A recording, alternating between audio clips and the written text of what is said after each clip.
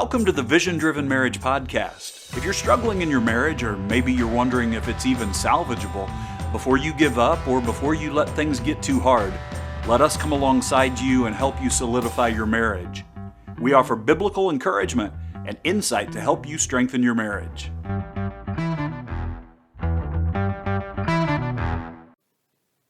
I'm all about categorizing things, grouping concepts to help make them more understandable and less overwhelming. That's what we're here to do today. So often we hear the word intimacy and we think only of emotional or physical or spiritual intimacy. But let me tell you, it is so much more than that. In this episode, we break down 6 of the 12 areas of intimacy that we touched on in our interview with Rick and Nancy K. Grace. So when you hear someone say, if you just increase your intimacy, you'll make your relationship better, you and your spouse can determine an area of your marriage that you're able to work on and not feel so powerless to fix. Let's listen in. Welcome to the Vision Driven Marriage Podcast. We're Doug and Leslie Davis. We are so glad that you are able to join us today, as today we look at part 1 of how to strengthen your marriage by expanding your intimacy. Now, we're basing this off of the interview with Rick and Nancy K. Grace that we had just a couple of weeks ago. And one of the things that they mentioned was 12 different types of intimacy. And when you think about intimacy, for a long time, we were talking about how, there was sexual intimacy and then romance. And then for a while, we went into mental and intellectual and spiritual and physical. Well, now there's an opportunity for us to look at 12 different types of intimacy. But here's what you really need to understand about the concept of intimacy. Intimacy is a connection and a closeness with your spouse. And so maybe some of these 12 types will be an eye-opening experience for you as an opportunity for you to draw closer and to feel more connected to your spouse. So through the next 2 weeks, we're going to be looking at these 12 items, and the first 6 will be today. The 12 items will be sexual intimacy, emotional intimacy, intellectual intimacy, aesthetic intimacy, creative intimacy, recreational intimacy, work intimacy, crisis intimacy, commitment intimacy, conflict intimacy, communication intimacy, and then we will wrap it up with spiritual intimacy. And so let's start with sexual intimacy, because for the longest time, that was probably the defining intimacy that the majority of the people talked about, including the psychological world. Right. And so it was sexual intimacy and emotional intimacy. And so as we talk about sexual intimacy, that's going to be defined as intimacy that includes flirting, sensuality, cuddling, play, touching, and arousing each other. And one of the most important things for all of us to understand right off the top is that any type of sexual intimacy in your marriage needs to be consensual. Absolutely. Now we do have the wonderful opportunity to be there for one another. We've talked about how it's such an incredible thing to be able to think of your spouse first and to be able to serve your spouse. But there are days where, you're just not feeling like you can be intimate in this physical area. So make sure that every area of sexual intimacy is consensual. I always say, if it isn't consensual, don't do it. Right.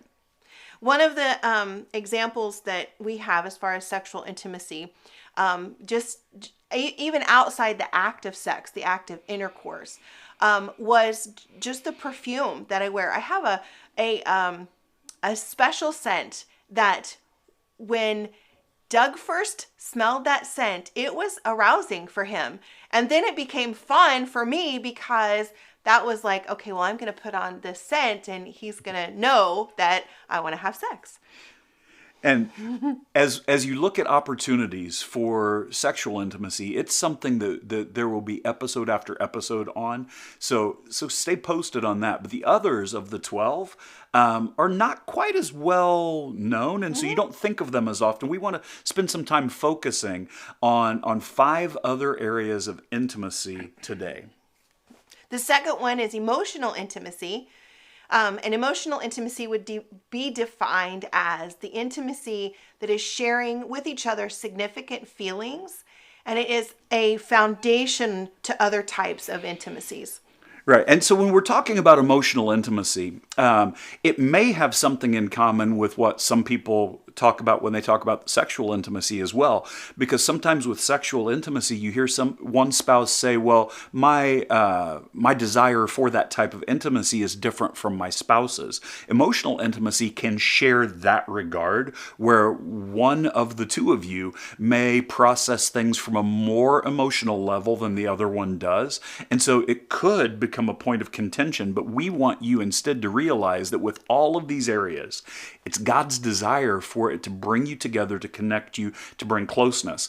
Scripture says that, for this reason, a man will leave his mother and father and cling only to his own wife, and the two will become one flesh. And so understanding that type of intimacy, that kind of closeness and connectedness is God's design. Let's look at emotional intimacy in that regard. So guys, you may not understand the emotion that your wife feels about something, but it doesn't, just because you don't understand it or feel the same way, you can honor her greatly and become very close to her when you simply acknowledge and give validity to the emotion that she is going through in that moment. I know that's something that you do very well. There's been a lot of times where my emotions are up and down and all over the place, and it could be for a number of reasons. I mean, it could be hormonal. It could be just PMSing, right? And while you don't just slack it off to PMS, never. But you acknowledge it and kind of work together on, okay, what do we need to do to fix this, to kind of come back to a normal place or a center place. Well, and as we connect with one another, one of the things that's so incredible about the intimacy that we should have as a husband and wife, I'm able to bring things to the relationship simply because of the way that I've been wired and because of my experience. And Leslie's able to bring things to our relationship because of the way that she's wired and because of her experience. And so if I'm having a different emotional reaction than she is, I can learn greatly from what she's bringing to the table, even if it wouldn't have been something that would have entered into the equation if I alone was looking at the circumstance. And so emotional intimacy not only brings you closer to each other, but it helps you navigate the waters that you're going to face as a couple so much better, because your perspective matters and it will be different from one another. And we're stronger with both perspectives, Yes. right? So one of the things, if you feel like you're not experiencing emotional intimacy in your relationship, one of the best things that you can do is that when your spouse is talking about a situation or how they feel about a situation, to be a really good listener on and understand, or try to understand, the point of view at which your spouse is coming from. Because like Doug said, there's a great value in understanding that point of view. Mm-hmm. And you're able to respond better when you understand the feeling that is evoked. Otherwise, you might misinterpret it. And if you misinterpret it, it's going to lead to some other areas of struggle, some of which we'll talk about next week.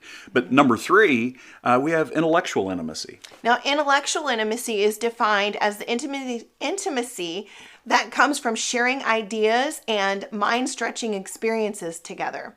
For our minds, for our minds to connect, there has to be a mutual respect for each other's intellectual capacities. A wide gap in capacities can cause some problems. Well, just like with the other two that we've mentioned as well, you might be at a different level, but this is a place where you can come together. And one of the things that's been so much fun for us is we not only listen to each other's day, and I don't want it to be the stereotypical, how was your day, dear? But we do listen to what happened, and we plan together, we share what's coming up with the next day together. But then we also talk about things. We brainstorm together, and we share. Here's my perspective and how I saw it. We ask for each other's input. And one of the blessings for us is our travel time. We have some children who live a little bit of a distance from us, and one of the things that I look forward to, believe it or not, is that time in the car. Not because I like like to drive. I can't stand not being able to snap my fingers and be somewhere. But I love the opportunity to sit down with Leslie, and we intentionally schedule that time to talk about things that are going on in our lives, things that we get to plan for you through the podcast. But it's a time where we get to connect intellectually. I also think another thing that we do well is, when we're, and this kind of spins off a recreational intimacy, which we'll get to in just a minute. But a lot of times when we have a something that we like to do recreationally together, we bring in that intellectual intimacy by talking about expanding and just taking those things apart. For instance, we watched a movie the other day and then just kind of broke down the characters and what they might have been experiencing, or why they did something, or why the writers had the plot line go a certain way. And how we would have done it differently. Absolutely. But those types of things, being able to come together intellectually, to share thoughts and ideas, may be an area where you've been struggling. We want to encourage you. Talk about the things that are going on in your life, not just to give a report, but to share it, to connect, and to draw each other close to one another. I know in the counseling office, one of the questions that I use probably too much, and it's such a very stereotypical question, but it's, how do you feel about that? Right. And I think as far as, increasing intellectual intimacies, that's probably a good question to ask. Or how do you feel about that? Or for your case, it would be, well, what do you think about that? Right. And guys, don't be afraid to jump in and say, here's what I think about that. You may not know how you feel about it, and that's okay. Share what you think, because when you're connecting at this intellectual level, at this brain power level, be honest about where you're at. I think this. I'm not sure what I feel about it. And ladies, it's okay for you to say, here's what I feel. That's absolutely fine. You'll get to a place where you're going to be able to really draw close to one another by sharing both what you think and what you feel. I know, talking, at least coming from my point of view, talking about how I feel about something, I can pull out that emotion. Well, I feel sad about this, or I feel happy about this. And what I think about it generally will pull out some type of judgment. Well, I don't think that should have happened, or I think this should have happened, or whatever. So that's kind of the difference as far as in my own personal experience, right, coming from the difference between how you think and how you feel. And so, but moving on, the fourth intimacy that we want to talk about is aesthetic intimacy. Yes. And that's sharing your experiences of beauty through the enjoyment of art, music, nature, gardens, and even food and drink together. I think this is something that we do really, really well together. This is one of our favorite types of intimacy. Yes, yeah, it is. Now, besides being foodies, we love to experience local cuisine, and so we get to see the beauty of that. We love the beauty of nature. We love to go to the mountains. We love to see the ocean. Those things we recognize. We thank God for the beauty of His creation. But some other things that we do. We went to the Art Institute in Chicago, which has one of the most impressive art collections in the United States, and just enjoyed that day. We also had the privilege to see some 300-year-old Spanish missions, some Spanish churches in San Antonio, Texas, and being able to look at the beauty of the architecture as well as the art that was inside was something that we could appreciate together. And that experience of recognizing that beauty was able to draw us closer and to connect us. And that also covers our intellectual intimacy that we just spoke about, because we were able to talk about, because he's a history person, we were able to talk about what it was like back in the time that those missions were built, and what those wars must have been like, and what they, might have been what those people might have been experiencing. And so I was challenged intellectually to just by the fact that he had historical knowledge of, what actually happened in those places. And it was challenging, and it was fun. I really enjoyed it. And of course, in San Antonio, we had some of the best Mexican food that we have ever had. It was delicious, and we enjoyed it, didn't we? Very much so. So if you think you're experiencing some aesthetic intimacy deficiencies, that's hard to say that 3 times fast, right? Some aesthetic intimacy deficiencies. Some of the things that I would challenge you to do is to find some things that you like to share together, that you enjoy together, whether it's a restaurant or a type of food or a certain trip. Talk about where you find beauty. Do you find beauty in nature? If so, just schedule a time to go hike. walking through Yeah. a local park. If you find beauty through music, find a concert you can go to together. And if you find beauty through, again, through cuisine, find a special date. Find one of those places where you can go and experience some kind of beauty that you haven't experienced before, and let that be something that you do together to draw you closer together. What comes to mind is a play or an orchestra, to go see a museum, right? Something like that. And so, well, the fifth type of intimacy that we're going to talk about is a creative intimacy. And before we started the podcast taping, we were talking about this creative intimacy because early on in our marriage, we didn't see a lot of creative intimacy together because we were really in the messy middle with little kids at home, and just the work schedule just kind of put a damper on that. But creative intimacy is defined this way.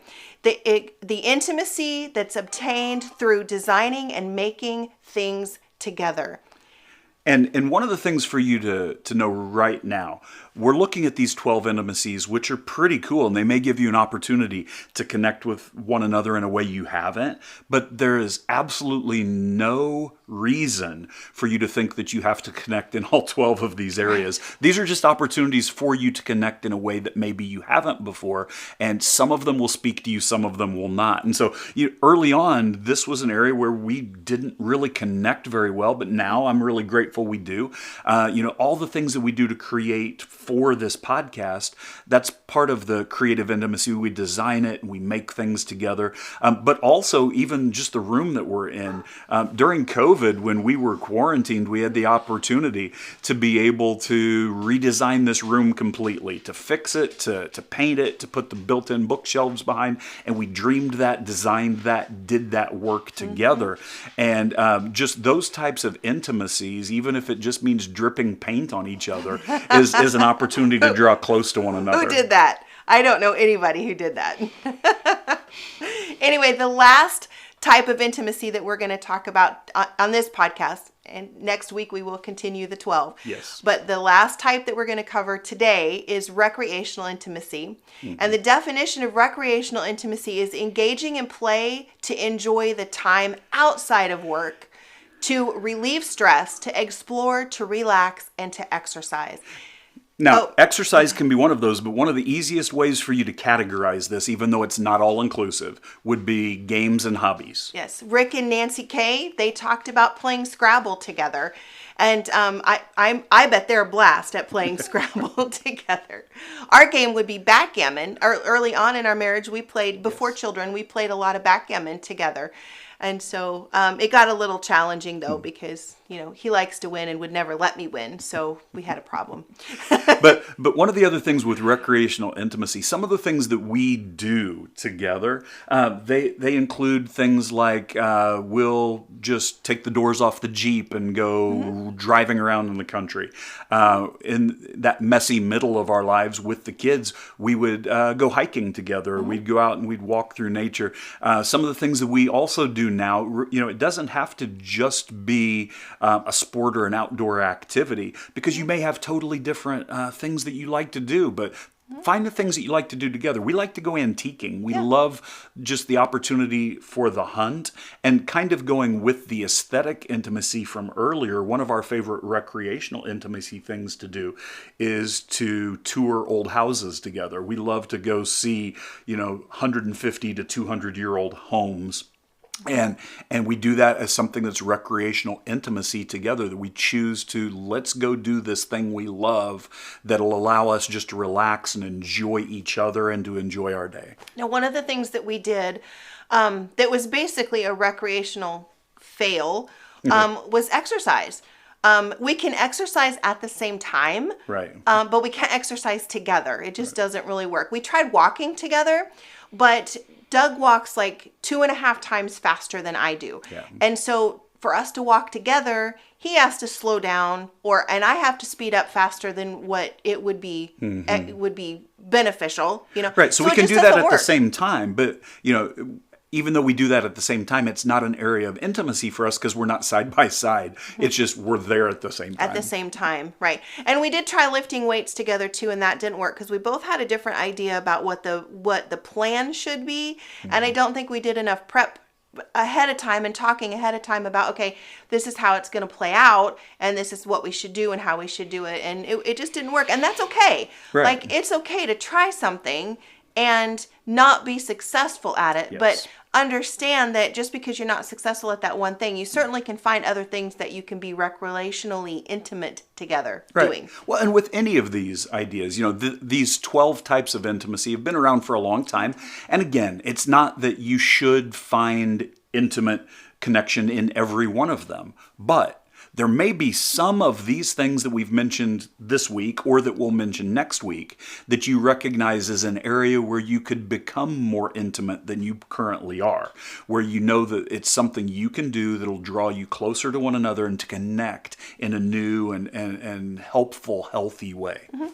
So to recap, the 6 that we talked about today, sexual intimacy, emotional intimacy, intellectual intimacy, aesthetic intimacy, creative intimacy, and recreational intimacy. And these things, when applied to your life, especially if you look at what can we do together in such a way that it'll bring us closer together, as a way to strengthen your marriage by expanding that intimacy that you already have. Mm-hmm. And that's what we want to encourage you to do. We want to thank you for joining the Vision Driven Marriage Podcast as we look to solidify your marriage.